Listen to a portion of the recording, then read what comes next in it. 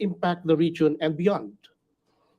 These include the situation in Myanmar, the conflict in Ukraine, as well as geopolitical rivalries in the Indo-Pacific region.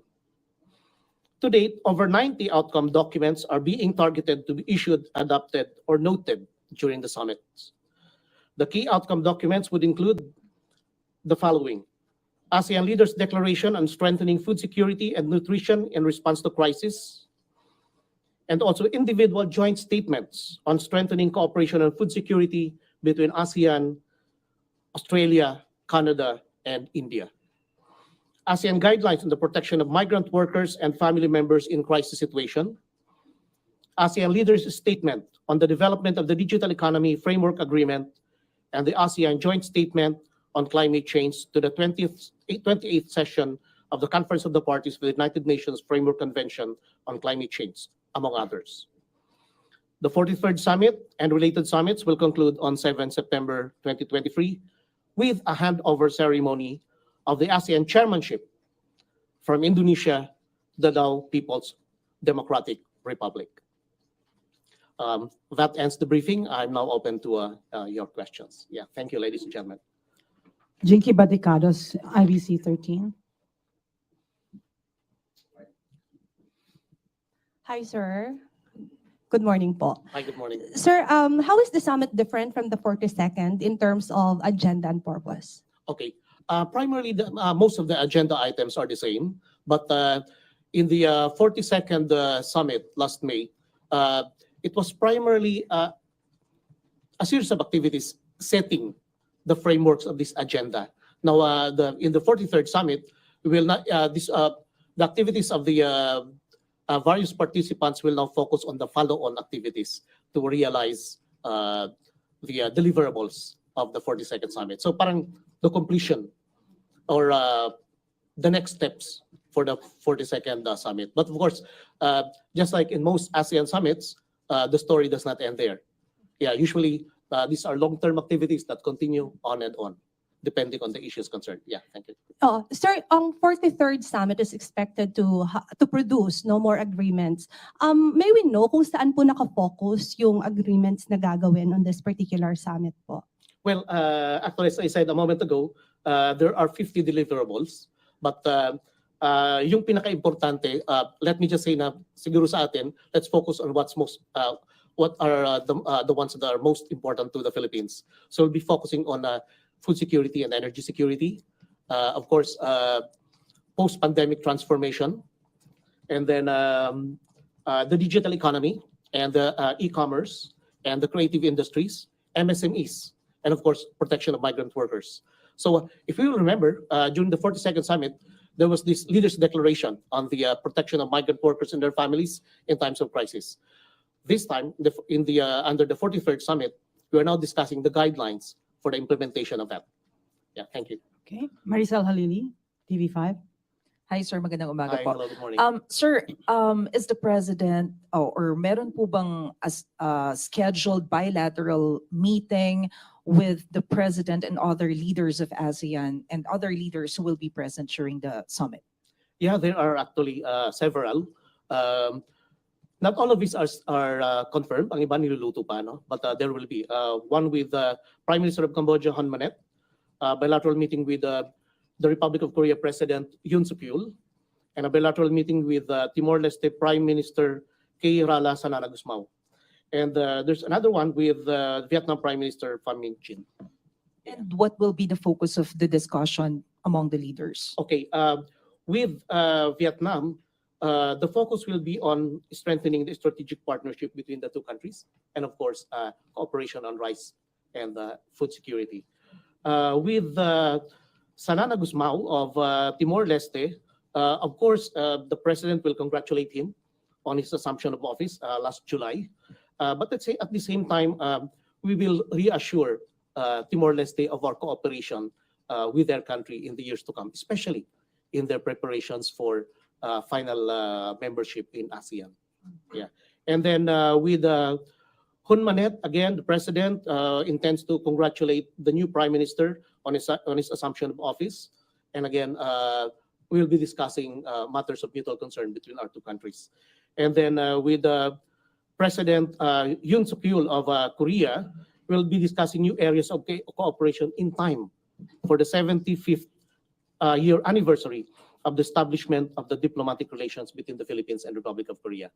At the same time, we'll be thanking also Korea for its support for the Philippines in terms of the assistance that they gave during the Typhoon Egay, around $300,000.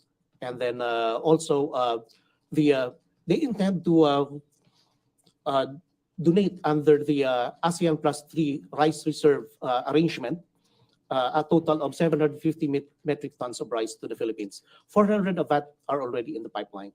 Thank you. Okay, There are others, but I cannot confirm at this point yet the others because they're still being arranged. Alan Francisco, PTV4. Hi, ma'am. Hi, sir. Good morning.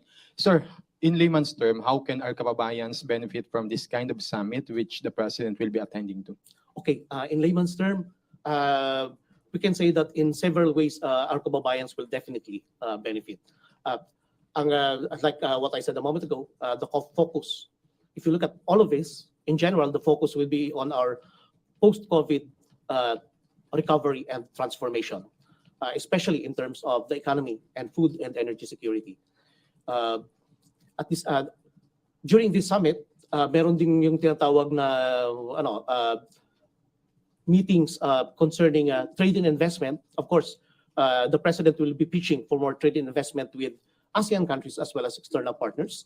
And then at the same time, during the infrastructure forum na mention ko kanina, there will be 5 infrastructure projects of the Philippines that will be included in the promotion during the forum. And all of them, airport development projects in Zamboanga, Busuanga, Sanga-Sanga in Tawi-Tawi, also in Brooks Point, Palawan, and there's another one in all in all there are 5 of them. Thank you, sir. Yeah. So at the same time, we will also very much benefit from the arrangements for the protection of migrant workers and their families. Pinag-uusapan na since the last summit. Okay. Celerina Monte of NHK.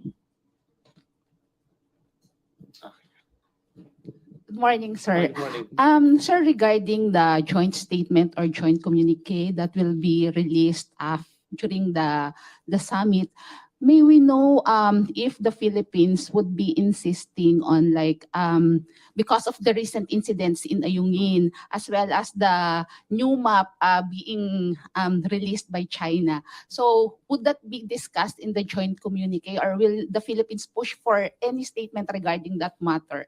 The Philippines is definitely pushing for statements in that regard. But of course, I cannot give you yet the final text of that because it's still being negotiated. But most probably, what could be the wordings possible? I cannot say. There are 10 countries, and there's in other statements there are external partners involved, and it only takes one to object, and you lose consensus. So I cannot predict at this point. So do you think you could get the support of the other ASEAN members? Definitely, there are external partners who support us, but I cannot say at this point if it will be at the level of consensus in the end. So it's just not merely condemnation or what? Or Well, we're saying something in that regard. Yeah, not exactly with the word condemnation. But to that effect. Okay. but what could be the diplomatic way of saying it? Alam mo, yung language, pinag-uusapan pa eh. So I cannot predict at this point kung ano magiging outcome. Okay. Magbabago yan many times depending on the compromise and usapan doon. Okay. Yeah, Ken Sasaki of Kyodo News. Thank you. Hi, hello. Hello. I'm interested in the Philippine policy on Myanmar issue.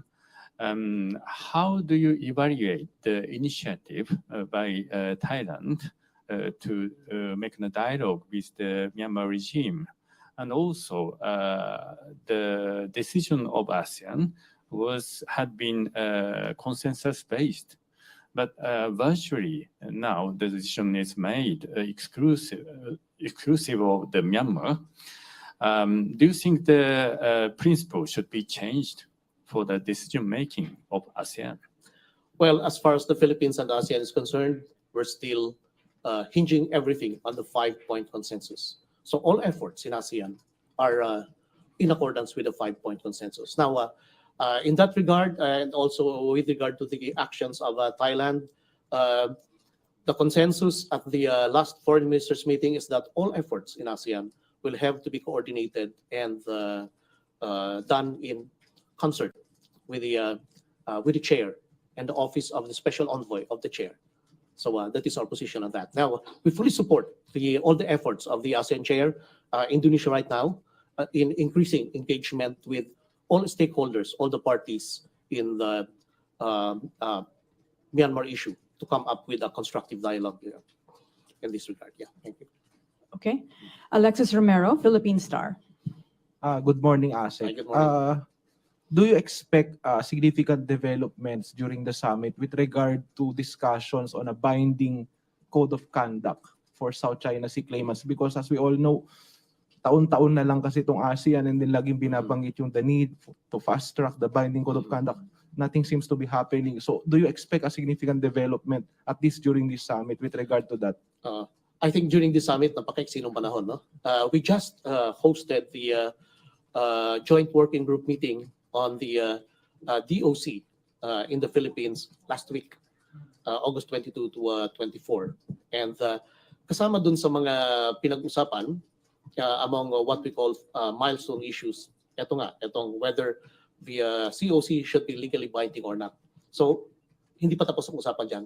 Pag-uusapan pa yan. And most probably, we'll have to wait because hindi pa natin alam kung ano magiging actual na laman ng COC and whether it's good for all of us for it to be legally binding or not. So realistically, what will be achieved in this summit in terms of that code of conduct? Well, at most there will be a reporting on what happened during the last meeting in the Philippines on the of the joint working group on the COC, but nothing definitive yet in terms of yung sinasabi mong whether legally binding or non-legally binding and other issues. It's a very methodical process. So hindi natin dapat madaliin ito. Yeah. What impediments do you see in the crafting of that code of conduct? Well, marami na. Definitely, yung mga national interest natin, medyo nagkakaiba, no?